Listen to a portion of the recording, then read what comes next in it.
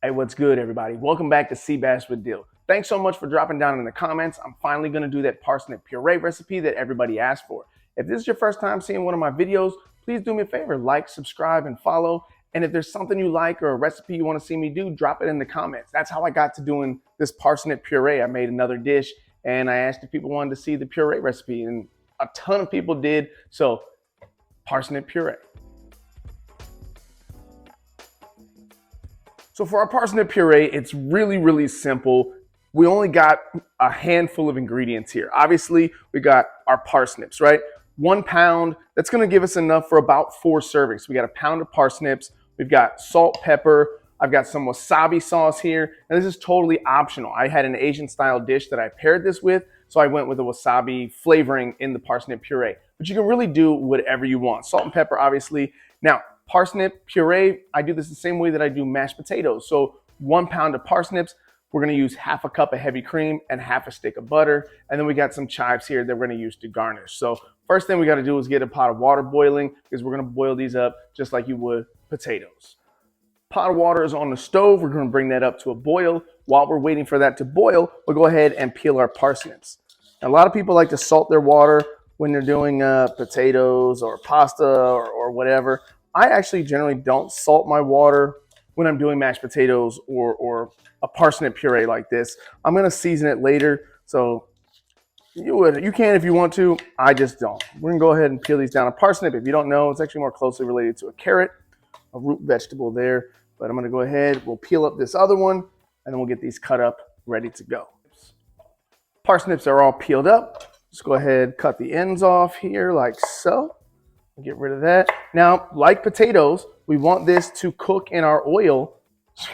We're not frying these. We're gonna boil them. So we want them to cook in our water, pardon me, at the same pace, right? So we wanna make sure we get these pieces as close to the same size as possible. So for some of these bigger ones, right, we'll have to cut this in half.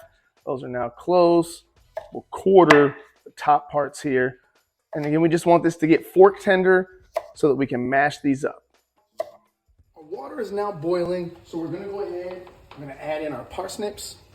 And we're gonna let those boil until they're fork tender. Should take about 15 to 20 minutes. We'll give it a try then. All right, y'all, so our parsnips have been boiling for about 10 minutes or so. I just wanna show you, while the outside, right, we're getting pretty close here on some of these larger pieces. That's pretty tender. The core here is still a little bit hard. So again, a few more minutes, that should get us right in that 15 to 20 minute range we were talking about, and these will be good to go. Okay, 15 minutes. Pretty tender there. So we're gonna go ahead, we're gonna dump these out, strain them, and then we're gonna go ahead, add in our cream and our butter. Using the residual heat from our pan, we'll go ahead, add in our butter. We'll add in our cream.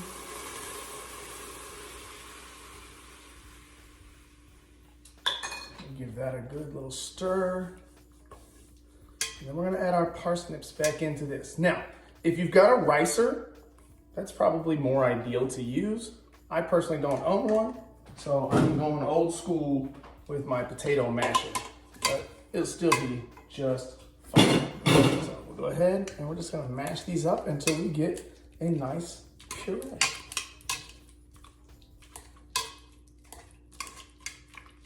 Now, if you wanted something more savory, right? Like I said, today we've got wasabi that we're using. You can certainly throw some thyme in here. White pepper is always good for this as opposed to black pepper. And obviously salt. But you can really flavor this up however you like, depending on the dish that you're cooking. So, wow, it's smelling amazing. I'm just gonna go ahead and mix these up until they're nice and pureed to our satisfaction.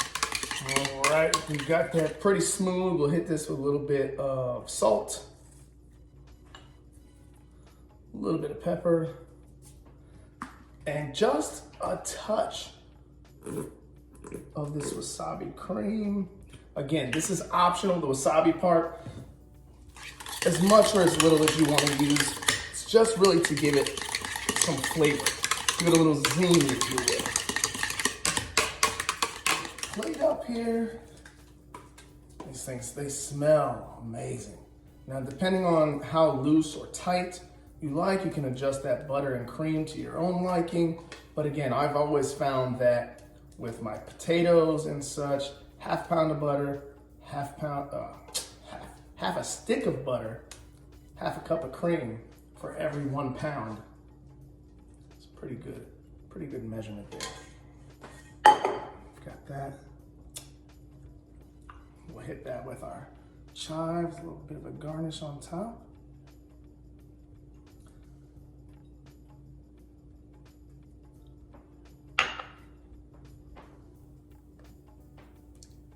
And that's our wasabi parsnip. There we go, guys. A super simple alternative to potatoes. It's gonna be less starchy, less carby, if you will. Parsnip puree, again, this was with wasabi, because I did it with an Asian style dish to begin with, but I mean, until the next dish, y'all. That's a good one.